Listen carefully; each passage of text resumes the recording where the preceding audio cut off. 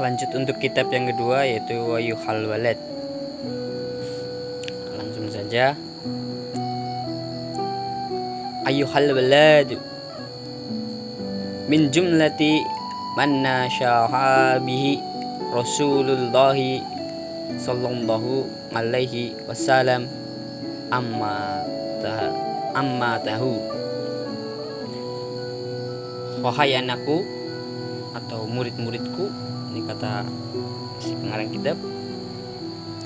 Berikut ini adalah beberapa nasihat Rasulullah sallallahu alaihi wasallam kepada umatnya.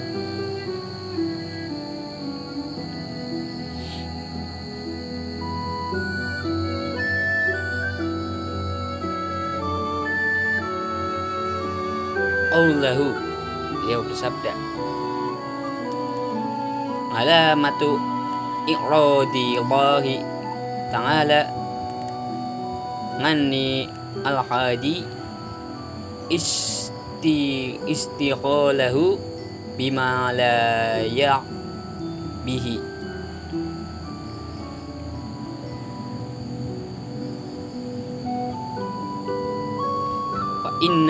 Wa innam ra'a zahabat sangatun min umarihi fi khairi makhluqa lahu lajadirun an tahsulu alaihi hasratuhu wa ma jawaza arba'ina wa ma ya'lin khairuhu sarahu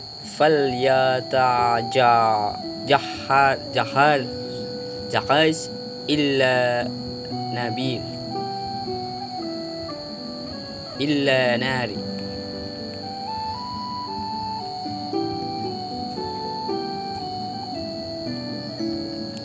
Beliau bersabda, tanda berpalingnya Allah dari hambanya adalah ia disibukkan dengan sesuatu yang tidak bermanfaat. Jadi ciri-ciri Allah berpaling dari hambanya itu disibukkan dengan perkara-perkara yang tidak bermanfaat. Waktunya ngaji masih sibuk, waktunya ngaji dia malah ngeluh karena capeknya dia dengan perkara-perkara dunia. Padahal cuma sebentar, hanya sekedar duduk dengerin ilmu Allah yang disampaikan oleh gurumu atau para ulama. Nah, itu sebenarnya bisa ngebuat dosa-dosa, sebab perkara dunia itu Allah rahmati, Allah ampuni. Tapi karena alasan capek kita tidak datang ngaji. Nah, itulah maksud sabda beliau. Jadi perkara yang sebenarnya mendekatkan kepada Allah jadi kendor hanya karena perkara-perkara dunianya, atau perkara hawa nafsunya, atau gara-gara hasad dan keinginan-keinginan kita. Nah, ini kita perlu hati-hati. Ini tandanya Allah berpaling dari kita. Auzubillah. Dan sesungguhnya orang yang telah kehilangan waktu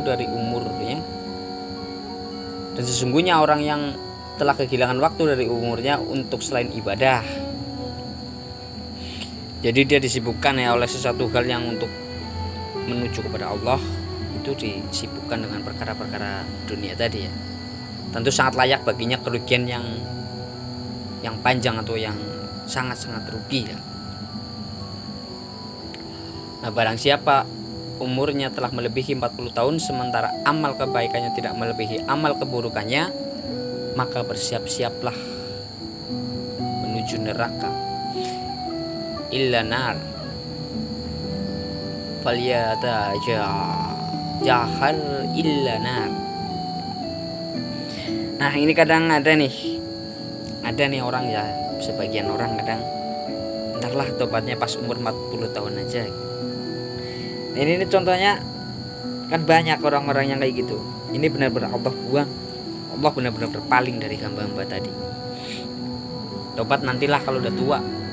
Nah, kita kan gak tahu umur kita tuh sampai kapan. Coba kalau umur kita belum nyampe 40 tahun terus kita mati, bagaimana coba?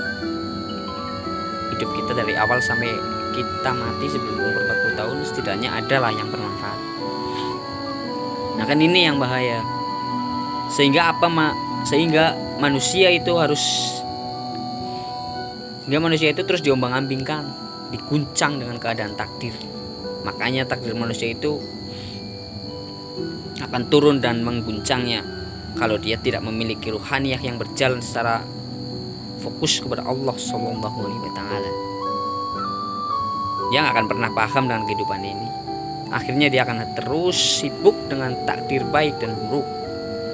Dia akan terus jatuh dari keadaan takdir baik dan buruk. Makanya Allah bikin rukun iman yang ke-6, yaitu iman kepada qada dan qadar. Allah taruh yang ke-6 sebab apa? Karena itu yang paling sulit. Nah, apalkan ya rukun iman ya. Kalau 1 sampai 5 bisa lah ya. Nah, iman kepada qada dan qadar belum tentu. Sebab apa? Orang kita dikasih cobaan aja suka masih ngeluh. Ya kan? Dikasih sesuatu yang gak enak ngeluh. Diuji sesuatu yang enak, kadang kita kurang bersyukur, malah kadang lupa.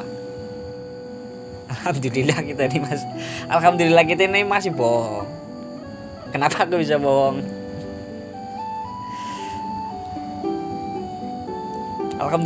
Alhamdulillah yang dusta itu sama aja ya. Maksudnya dari yang dapat sesuatu yang jelek kita ngeluh, terus dapat sesuatu yang enak, alhamdulillah.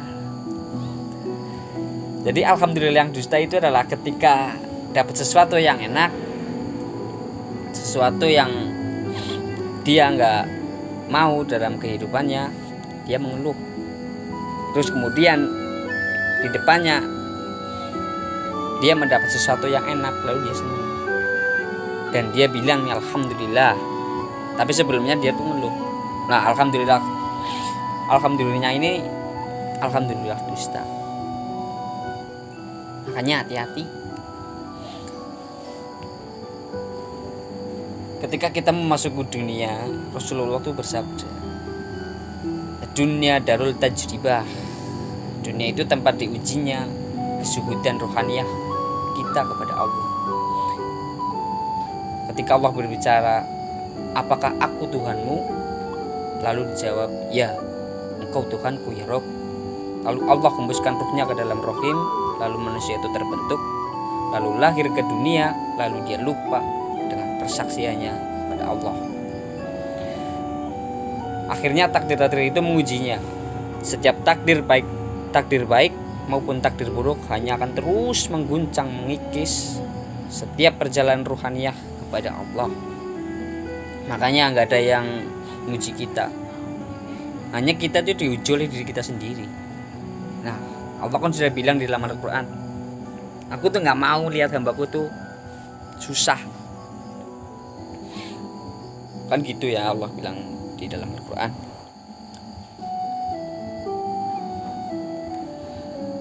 Sebenarnya yang nggak bikin susah itu diri kita sendiri. Makanya penting nih kita ngaji. Ya mau sejelek apapun, yang penting itu kita ngaji. Kita lagi capek atau lagi enggak, tetap ngaji. Tok sebentar kan cuma ngaji.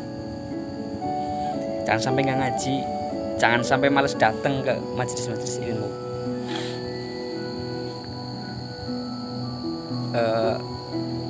Ada riwayat dari Abu Dzar bahwasanya Rasulullah bersabda yang artinya ya,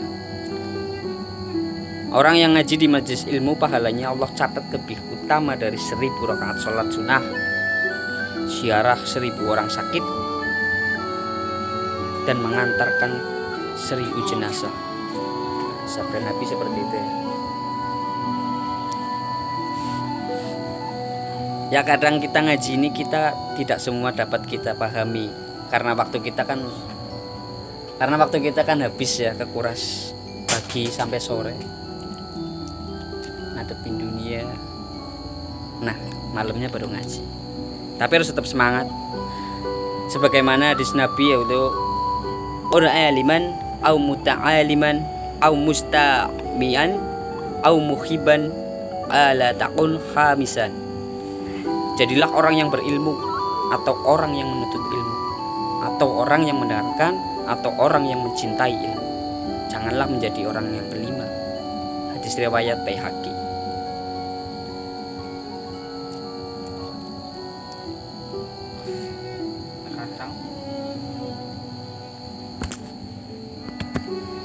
Nah kan jadi roh itu kan mengikuti jasad ya, seperti di kajian yang kemarin yang kita terjemahkan ya. Jadi ketika jasadmu ghaflah atau lalai, sementara ruhmu itu takwa. Nah ruh ini kan mengikuti jasadnya ya. Maka jasadmu menjadi tandingan atau lawan dari ruhmu itu sendiri. Nah ini kan keadaan manusia zaman sekarang, yang akibatnya banyak yang tidak terima dengan keadaan. Karena apa? Karena cahaya ketakwaan di dalam ruhmu meredup karena perkara ghaflahnya zuhirmu. Nah, sampai di sini dulu. Semoga Allah jaga jasad dan ruh kita agar tetap takwa kepada Allah.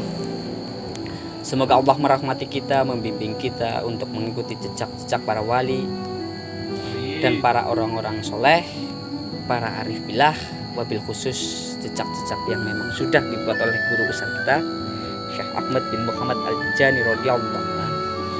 Sehingga kita menapaki jejak-jejak beliau, sehingga kita sampai kepada Allah dan kepada Rasulnya. Akhirnya kita kembali kepada Allah dalam keadaan meridhoi dan diridhoi, mencintai dan dicintai, sehingga tidak ada keinginan susah payah, penyesalan, ketakutan, serta kesedihan bagi hamba, bagi kita di dunia dan di akhirat. Insyaallah, semoga barokah, semoga bermanfaat ngaji kita malam ini. Amin ya rabbal alamin. Allahumma sholli ala sayyidina Muhammadil fatihil lima ulika wal khatimil lima sabaqan nasiril haqqi bil haqq wal hadi ila siratal mustaqim wa ala alihi haqqa qadrihi wa bidaril azim.